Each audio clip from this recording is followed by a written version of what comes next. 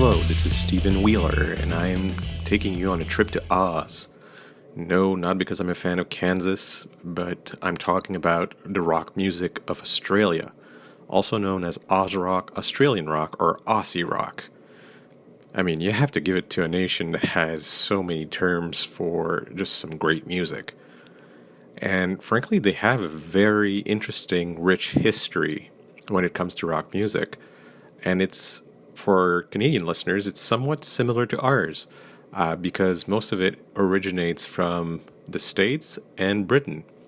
But because they are in their corner of the world, they have other influences as well that are maybe not as present in the other two nations we just mentioned. So they have some influences from continental Europe and some from Africa, as well as some indigenous music.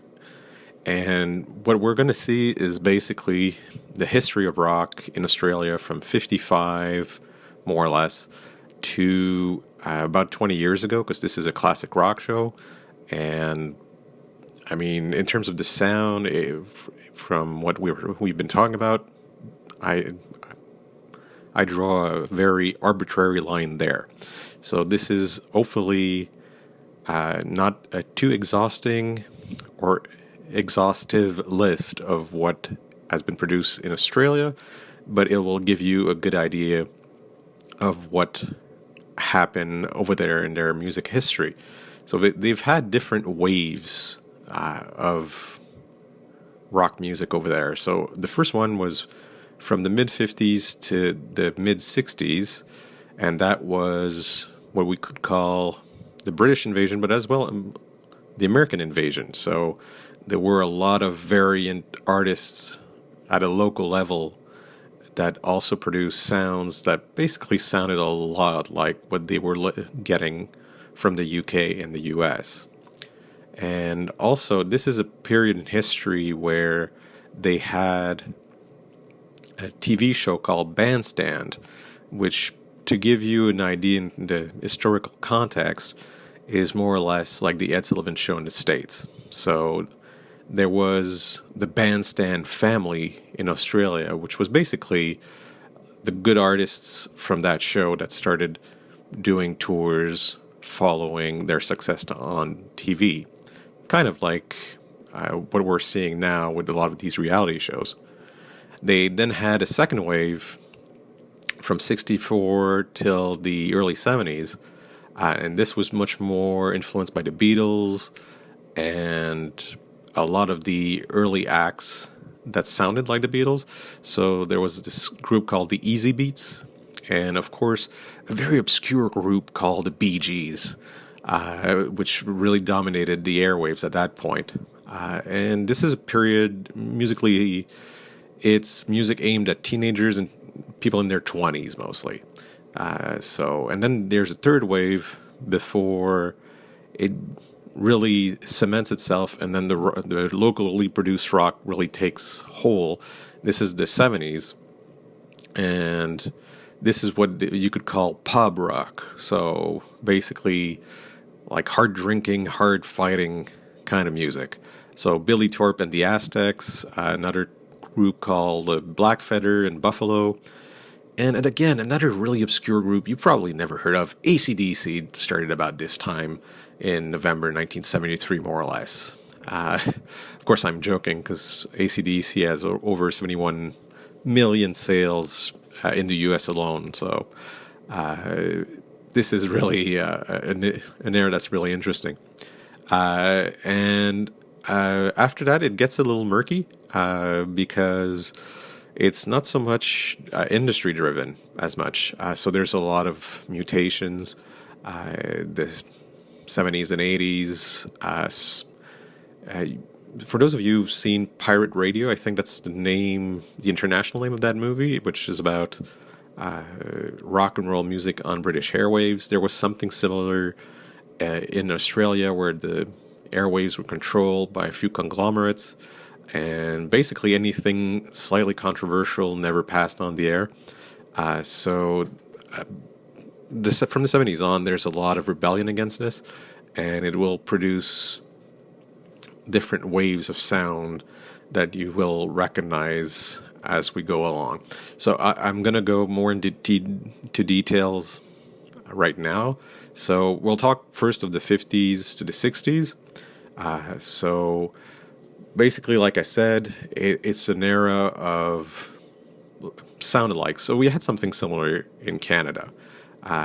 So basically, you've got some rockabilly that really takes off in Australia, and they start having these groups that sound a lot like Bill Haley and the Comets. So those of you who don't know who that is, you've probably heard Rock Around the Clock. So it's a lot of this type of music that really starts having a lot of success. One of their great singers in Australia called Frankie Davidson had a cover of it. He also had a really big hit with Rock a Beatin' Boogie. So it's really an era where it sounds like rock and roll from the States, not exactly a perfect copy. So kind of like what the British were doing, really. And there's a reason for that. It's because, frankly, Australia is basically controlled by a few conglomerates. One of them being the Association of Australian Record Manufacturers, and they are regulating the music industry. So it's not the Far West. And so Australia at that point is very, very conservative, at least in a business sense. And they're trying to grow a market, but it's a lot cheaper to import it than to build it. But there will be a few people that will start companies over there, one of them being Festival Records. There's a vibrant music scene, mostly dance scene at that point, but it's very popish. There's also somebody who's like the Les Paul of Australia called Bill May, who starts his own guitar company. And he's going to go into recording as well a little further down. And you have groups like the Seekers that are becoming really big. And it's very, like I said, it's very popish. It's kind of like the post-war Europe in a way, without the devastation. But to also know that historically speaking, this is a period in Australia that's very bizarre for them socially, because you have hundreds and hundreds, actually hundreds of thousands of refugees from post-war Europe that come to their shores. So they had been rather isolated for the first part of the 20th century. And so a lot of them, of course, are from the UK, which also explains the importation of a lot of the music from there. Actually, it's the first time since the gold rush from the 1850s that there are that many people from the UK coming in. But you have also a lot of non-Anglophone, non-Celtic people that are coming to Australia. So a lot of Greek people, a lot of Italians, people from Malta, Spain, Portugal, Yugoslavia, Hungary, Poland. So you've got a lot of new sounds coming in to Australia. But like I said, it's very driven by copies of Elvis Presley, Little Richard. You've got some people from over there that are starting to really carve off a niche. You have Johnny O'Keefe, who's going to be a big star at that point. Again, TV's kind of like what's happening in other countries where you have a few shows that become very important. One of them being the 6 o'clock rock, which was a show that ran from 59 to 61. And it was basically the televised arm of one of the record labels. And so they used that a lot to encourage people to go to their shows. And so you have a few names that start to appear. Lonnie Lee and the Lehmans, Dig Richards and the RJs, the Joy Boys, Allendale and House Rockers. You got the Denvermans. Even New Zealand has Johnny Devlin and the Devils that start to have a good impact on the Australian music scene. This is also the point where the name of Rupert Murdoch starts emerging, because in 1960 he owns one of the record labels, and he's going to start being a big promoter of the first wave of rock and roll acts. So this is a time where it's starting to grow, and they have a few little stars, but at this point, jazz is still very big in Australia, easy listening even to a certain point. So rock and roll is in its infancy. Then you have what could be called a second wave, which is again slightly popish, but then rock and garage rock starts to really come into the music. You've got, of course, the British Invasion, but you've got some beat music and some garage rock that start to get into the mix. And you have to remember the impact of the Beatles. When they toured, it was just insane. I mean, they had an estimated 300,000 people, I think, which was about a third of one of the cities they went to, that would go to the plane to welcome them to Australia. The people would go to see the motorcades from the airport to the city. It was insane. Like, if you think it was big in New York, you should have seen what it was in Australia. If you do, of course, a comparison for population density. But this is the era where the Bee Gees start showing up. You've got them and the Easy Beats, which are the better known pop rock groups that really had not only success in Australia, but they were able to carve out a niche of the market in the UK. The Bee Gees had a lot of success in the US. The Easy Beats were more continental Europe. So the Gibb brothers actually were really big in the 60s, just in a different way than they were in the 70s. The 70s, they just went through the roof. But at that point, they were producing a lot of interesting singles. And in 65, they actually were quite successful. That being said, the most successful Australian-based single at that point was called Spick and Specs. This is in 1966, more or less in September, and they actually started touring with this. The Easy Beats, which were formed in 64 in Sydney, had 5 founders that actually were all recent arrival from Europe. So that's why I talked about the mass movement of population. So it actually had an impact not only on what people were listening, but what people were producing. So that's really interesting when you think about it. But this is part really where the second wave is essentially the Bee Gees for historical purposes. I mean, if you want to really go into it, but we'll have to have my 2 colleagues with me, maybe to talk more into details, because what I'm trying to do is just give you a quick survey of everything that happens in the land of Oz in terms of rock history. Then we get to the 70s, and this is a point where really things are starting to get really interesting and a lot more unique. But also it's because of major tensions in Australian, not only society, but also the way things were working in the industry. There was so much poor management in the 60s, the lack of record company support, lack of radio exposure, and this is a point where really things are getting at a tension point, and it has to change. And so I won't bore you with the details, because you have to be a policy fan, like somebody who either likes historical facts or really likes to go through policies to get really like a full prospect of this, like a full view of this. But what you have to know is basically in the 70s, at that point, there has been no real new license issued in Australia since the early 30s. Commercial radio was broadcast on AM and mono. So basically, there's nothing like what we had in Canada or in the States, where FM was starting to break through with prog, that they basically just put a record for an hour. So there was nothing like this in Australia, not because the Australian people were not open to it, but because the industry was really closed on itself. So you got a lot of really rebellious people at this point starting to break through out of sheer force of character. And a lot of them have actually either broken through worldwide or just in Australia.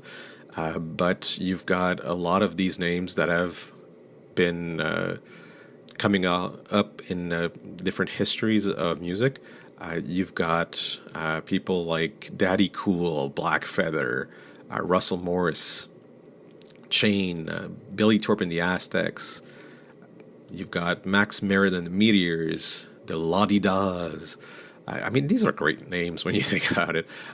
You've got a lot of people that are really big into the guitarist sound, like Lobby Lloyd, who was in the Wild Cherries and Purple Heart.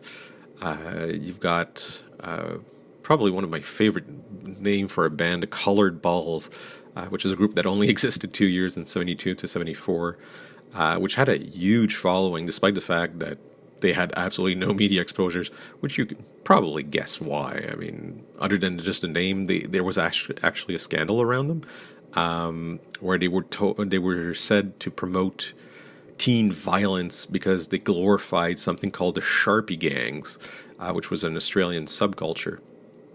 And so, I mean, this is really fascinating. And you've got also like people like Billy Thorpe and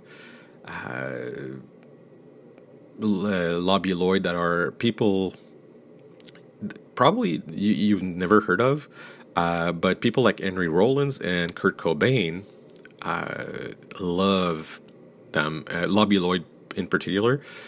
So if you're on the west coast of the States, you usually have access to a lot of Australian music. There was a lot of exchange at one point. So these records actually are in the musical unconscious, if you want, if we can use that term. But this is also an era where you have major rock festivals in Australia. This is, of course, modeled on the famous Woodstock Festival of '69. There's, I mean, it's insane. Like there's a lot of these festivals, and a lot of the groups that will become legendary have these venues to thank, really, because other than that, the dance circuit, if we can call it that, was very, very conservative. Because frankly, if you went out dancing with a girl, it was in venues that were not allowed to sell you alcohol. So liquor license laws were really tough in Australia. So it's really interesting that people like the founders of AC/DC actually grew out, of an era where you had so much restriction, and it's really through sheer force of will that they would get through these restrictions. AC/DC was also accompanied with other groups like Little River Band and Split Enz, which is written Enz, E-N-Z. And other than AC/DC, they only lasted from the late 70s to the early 80s. AC/DC, I mean, outside of just Australia, they were just a legendary band, period. They sold over 200 million records. They've toured worldwide, Lord knows how many times. I'm sure we have AC/DC fans out there that will actually give me a very precise number. They've broken countless attendance records, and I mean, even if you've lived under a rock and you've never heard of AC/DC, you've heard of their music just because they've influenced so many people. So AC/DC, we've talked about about them a lot in our past shows. Essentially, it's the Scottish brothers Angus and Malcolm Young. They basically founded the bands to a certain degree, heavily influenced by Alex Harvey. When Bon Scott joins the band, they go from little local band to like all the way to the top. And actually, they talked about it in one of their songs. It's a long way to the top if you want to rock and roll. The band hits an international success with Highway to Hell, which was unfortunately Bon Scott's last album. and I mean, horrible death, basically choking on his own vomit due to alcohol poisoning. But and then they were rescued by Brian Johnson, which is, I mean, again, it really shows the history of Australian music. He's English born, but nobody really cares in Australia because Back in Black was just an amazing album, and some of their finest songs followed as well. I mean, I could talk about AC/DC for a long time. We all know that AC/DC is the first really big, like heavy rock that everybody thinks about when they think Australia. I mean, you can say the Bee Gees, but AC/DC really, when you talk classic rock, it is the big name out of the land of Oz. It really is. You have others at this point as well, but a lot of them, unfortunately, not as well known. Little River Band, though, was really important. They were the first Australian band to achieve major ongoing chart and sales success in the United States. This is the late 70s, early 80s. They have singles like Reminiscing that are really capturing the American zeitgeist of that period. But then you have the punk movement that comes in, even the post-punk. And so you have bands like The Birthday Party that were led by Nick Cave, that became really big, Fetus, the Celibate Rifles, The Go-Between, Dead Can Dance, The Laughing Clowns, Kim Salmon and the Surrealists, Beast of Bourbon. This is a really interesting time. A lot of these acts now are cult, mostly. But at that point, they're really big. Then we get into the 80s. And if you're a child of the 80s or you lived through the 80s, you know that Australia had this point in time where the entire world were really getting into their sound, their movies. I mean, there was a really big Australian interest at that point. Of course, AC/DC is part of it. Little River Band, Men at Work. This is a point, the early 80s. This is when they appear, In Excess, Midnight Oil. Even a band called Crowded House had a lot of success throughout the decade. It's really interesting. Not all of them sound necessarily like classic rock to this day. A lot of it is very, very 80s, which... for those of you who've lived through it, you know that means a lot of synthesizers, a lot of drum machines. So some of it has aged really well, some of it not so much. But that's not specific necessarily to Australian rock. This is worldwide. Even in Canada, Rush had horrible albums in the 80s that have not aged well at all, even if the band had a resurgence in the 90s. We have quite a number of bands from Australia at that point that have a lot of success, but a lot of them, frankly, now the names are almost completely forgotten. But there's another name that appears in the 80s, not so much in classic rock, but that you probably know because she's still big to this day, which is Kylie Minogue, who basically had horrible critics back home. They said she had a really limited vocal range, but she's still at it 40 years later, well, 30 to 40 years later, and she knew what sold. I mean, she was the Madonna of the rest of the world before Madonna was really big outside of the U.S. Nick Cave was not only famous in Australia, he's now actually one of the bigger acts worldwide. So, again, a very interesting time in the world, but also in Australia. And we get to a point also where what's really interesting in the late 80s is that Australia is, maybe not a lot of people know this outside of people that know Australians or have studied a little of their culture, but they of course have a lot more contacts than North Americans with Asian cultures. So the late 80s is also a period where Hong Kong artists and Australian artists tend to exchange quite a lot. So you have the Hong Kong star Leslie Chung that has a lot of hits in Australia at that point. And AC/DC gets really big in Hong Kong, so it's very, very interesting. Uh, you've got iconic music festivals in that era, which will launch basically the 90s, like the Narara Music Festival, Australian Made Festival, and Turn Back the Tide at Bundy. You have to give it to the Australians. The titles are just sheer genius.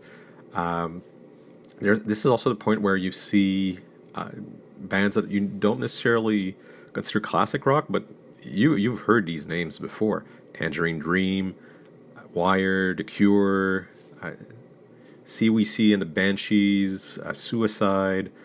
Uh, Fetus is also this is the point where they appear on the scene.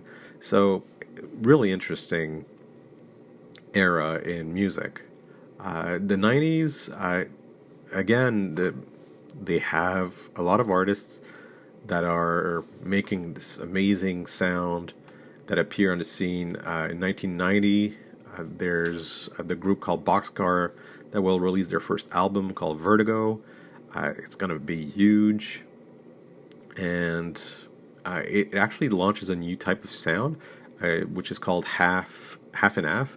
So it's half dance music, half rock, which is really interesting. You've got also people like Ed Cooper that create new bands. It's also the point where the band Necrotomy starts having a lot of heavy metal rotation.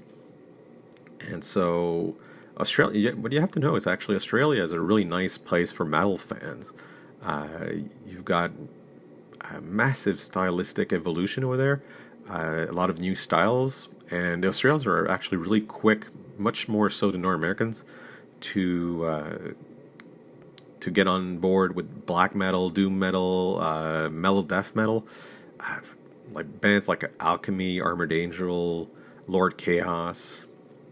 Like all these bands really appear at this point. Uh, Really interesting, but it's an era where uh, so many styles are actually evolving really quickly. Uh, the Screaming Jets is actually a popular hard rock act that will appear. You've got the rock band from Melbourne called Horsehead. You have to love these names. I mean, seriously. So it's really, really interesting.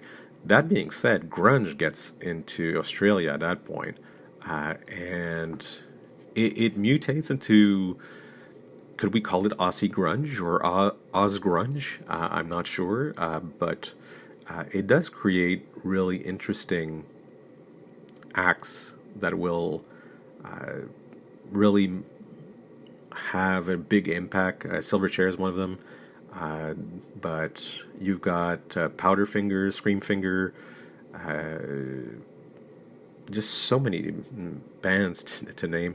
Uh, that being said, like this is also the place where retro swing comes in. So it's just a really, really interesting part of the world, and I basically did this little capsule in the hopes sorry, to basically titillate you into just looking into it. Uh, of course, re-listen to your AC/DC albums, re-listen to your Men at Work albums, re-listen to all the bands I mentioned. But seriously, like just go in, just put, if you don't have one, like put a Silverchair CD into your player, or download it from one of the sites on the internet and listen to this sound, which is just it's both.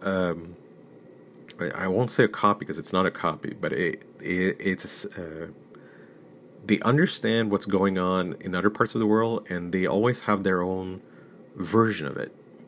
They create it, like there's a Australianification, if we can call it that, of different waves of sound, and it's just really interesting. So seriously, go out, go on the internet, or go to your record store when they finally open. Ask them if they have anything from Australia. If they don't, go on chat boards, discussion boards. I'm pretty sure if there's not an Australian there will be somebody who knows about this stuff that will tell you about it, and just discover some more of the great music that comes from the country. So this was Stephen Wheeler signing off, hopefully having made you interested in Oz rock, Aussie rock, or Australian rock, whatever you want to call it. Just this great music. See you soon.